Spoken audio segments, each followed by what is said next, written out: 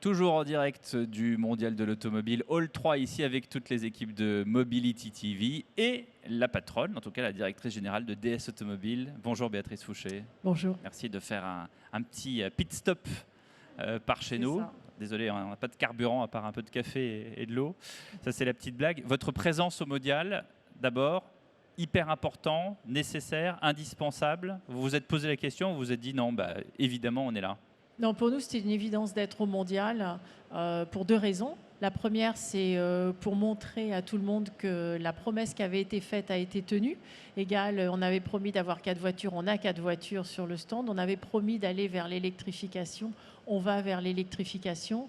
Et puis, par ailleurs, ça permet à la marque d'être plus connue avec des gens qui passent et qui viennent nous découvrir à cette occasion. Puisqu'on n'en parle jamais, moi je me souviens des DS qui étaient encore sur le label du double chevron.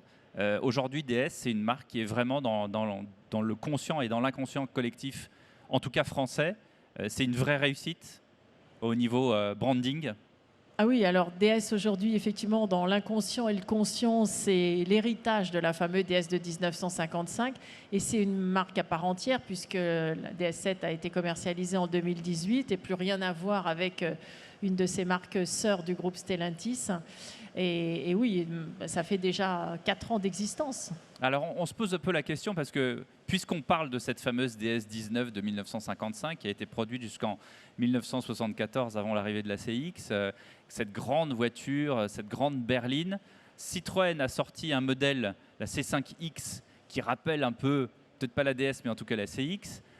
Et vous avez sorti un très très grand modèle, très luxueux, la DS9, qui d'ailleurs est produite en Chine, on aura l'occasion d'y revenir.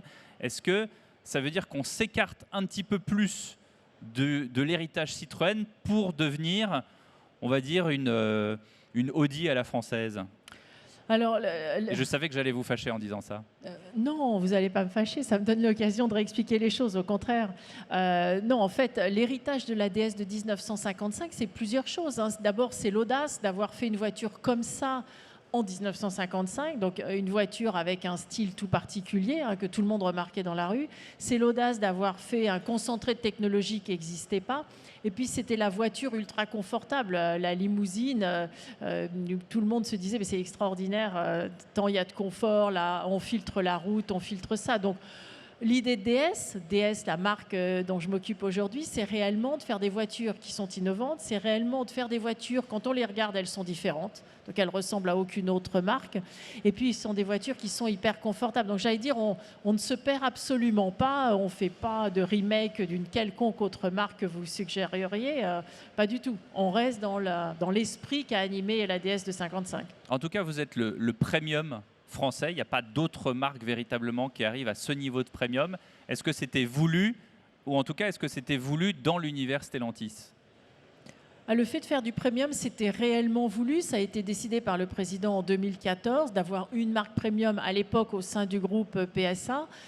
Donc les premières voitures sont sorties avec cet esprit-là. Réellement, alors le premium, c'est quoi, hein? C'est un confort ultime, c'est des motorisations qui vont bien. Et puis c'est un savoir-faire français qu'on a voulu mettre à l'intérieur, inspiré par les maisons de luxe françaises qui ont une renommée mondiale. Donc c'est ça notre premium à nous. Et j'allais dire, ça perdure au sein du groupe Stellantis aujourd'hui, puisqu'on a maintenant un groupe de marques premium. Mais est-ce que ce premium fonctionne, ou en tout cas, comment est-ce qu'il fonctionne aujourd'hui? Parce que c'est vrai qu'on a souvent dit, et là aussi c'est de l'inconscient collectif, que nous en France, on savait faire des petites voitures, mais que les grandes ne se vendaient pas. C'est-à-dire qu'à concurrence, on a vu la 607, la C6, la Velsatis, la Safran, la 605, je peux vous en citer plein, la XM. Ce sont des voitures qui, à un certain niveau de prix, le Français qui a les moyens de s'acheter cette voiture, finalement, il prend une Allemande ou une Anglaise ou une Italienne. Alors, et puis surtout une Allemande. Aujourd'hui, parlons avec des chiffres, hein. Je vais vous citer quelques chiffres. Donc, DS sur le marché dit premium, donc des marques que vous connaissez, entre autres allemandes, mais pas que. On a une part de marché en croissance en Europe de 25%. Premier mois 2022 versus les mêmes premiers mois 2021. 25% de croissance de part de marché, j'allais dire c'est significatif. Et puis on a une capacité à vendre nos voitures à un prix j'allais dire, qui est similaire, voire un peu au-dessus aux concurrents que vous citiez précédemment. Donc, le premium, pour moi, c'est ça. On a une croissance et on vend au prix des premiums établis. Et le premium à l'exportation, le DS dans l'exportation, ça donne quoi? Alors, le premium à l'exportation, on est assez content de nous aussi, puisqu'en fait, cette part de marché qui a augmenté en Europe, elle a augmenté un peu plus même dans un certain nombre de pays. Alors, DS ne vend pas partout, hein, mais entre Est-ce que autres... DS vend bien en Allemagne? Alors, DS vend de mieux en mieux en Allemagne. Donc, c'est effectivement... Ce qui est un début de réponse. Exactement. Donc, on a aussi une part de marché qui est en forte croissance en Allemagne. C'est aussi une forte croissance en Angleterre, donc bien plus fort que la part de marché moyenne, la croissance de la part de marché moyenne qu'on a. Donc, effectivement, on est toujours très fort en France, mais on a l'ensemble des autres marchés où on commercialise, Europe, mais d'autres marchés. Je pourrais vous citer la Turquie, je pourrais vous citer l'Argentine, où on a des croissances de part de marché extrêmement importantes. Comment est-ce qu'on peut brandir le drapeau bleu, blanc, rouge avec une DS9 produite en Chine? Alors, la DS9, elle a son ingénierie qui est faite en France et c'est déjà pas mal.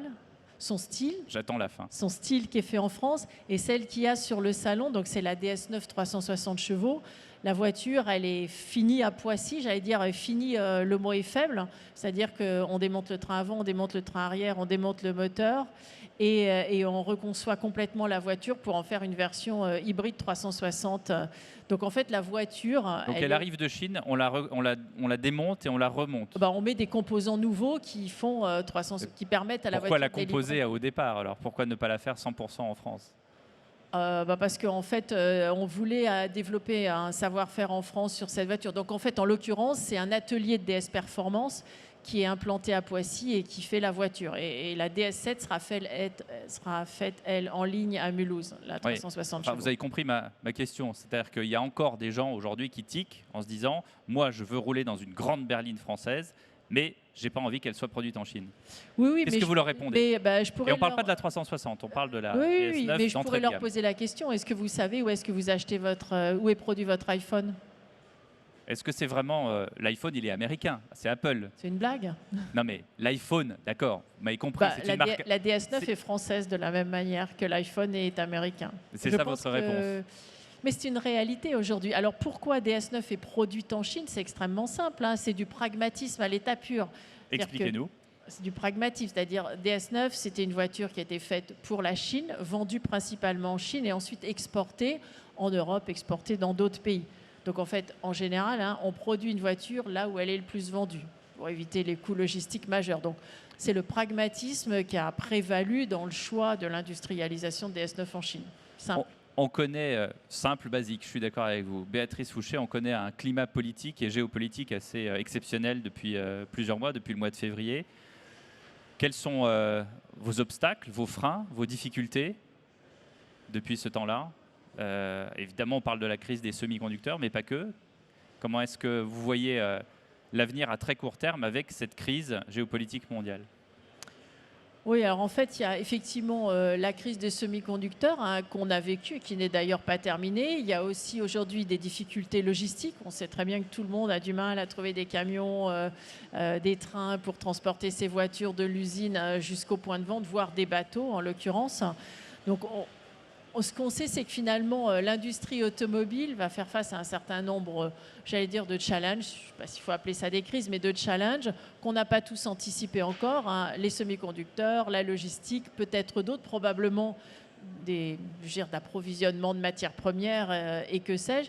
Donc ça veut dire juste que dans un climat géopolitique plus compliqué, qu'il y a 10 ans, 15 ans, 20 ans, il faut anticiper ce qui va se passer et préparer ce que seront le sourcing des matières premières demain, comment on va transporter nos voitures, comment on va les vendre demain. Est-ce que vous diriez que c'est un mal pour un bien? Oui, il faut toujours considérer que c'est un mal pour un bien.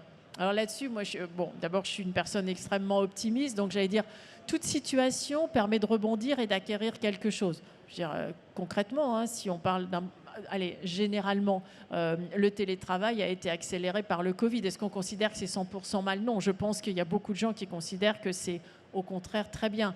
Donc, c'est un mal pour un bien. C'est-à-dire qu'on va progresser sur un certain nombre de champs, on va faire des choses différemment, on va vendre nos voitures différemment. OK, c'est bien, on est obligé de se renouveler, hein.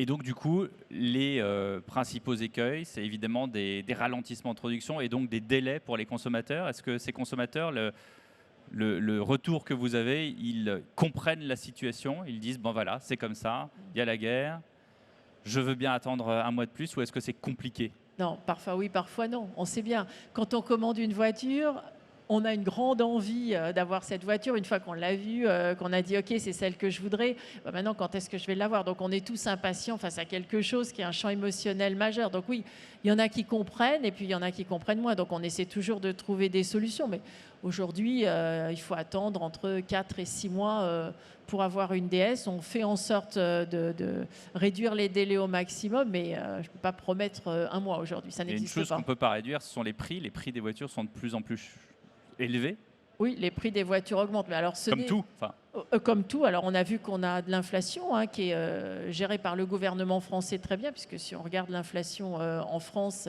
c'est quasiment la plus faible de l'ensemble des pays d'Europe.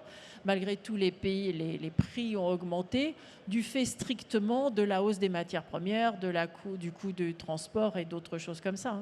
est-ce que DS qui se tourne de plus en plus vers le 100% électrique, ça va venir dans quelques années, est-ce que vous trouvez qu'il y a suffisamment de subventions, d'aides pour les Français pour acquérir une voiture électrique qui, en moyenne, coûte 30% plus cher que le modèle classique? Alors, clairement, regardons les choses quand même objectivement. Ça fait très longtemps que le gouvernement français supporte, au sens accompagne l'électrification. Ça fait à peu près une dizaine d'années ou un tout petit peu moins maintenant, avec des mesures qui sont, et ça c'est très important, constantes dans le temps. C'est-à-dire qu'il n'y a pas un effet de mode et on profite de la bonne occasion, puis après ça s'arrête. Donc le fait d'être dans la continuité du support à l'achat d'une voiture électrique, c'est extrêmement important de la part d'un gouvernement, ce que fait le gouvernement français.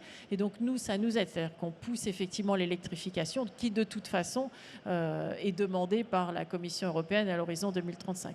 Et en attendant, on peut voir vos nouveautés sur votre stand. Exactement, on peut Qui venir. sont On vous accueille Alors, avec vos plaisir. nouveautés qui sont Alors on a DS7, nouvelle DS7 qui est commercialisée depuis le mois de septembre et là c'est la première fois qu'on montre nouvelle DS3, une version thermique et aussi une version 100% électrique avec plus de 400 km d'autonomie.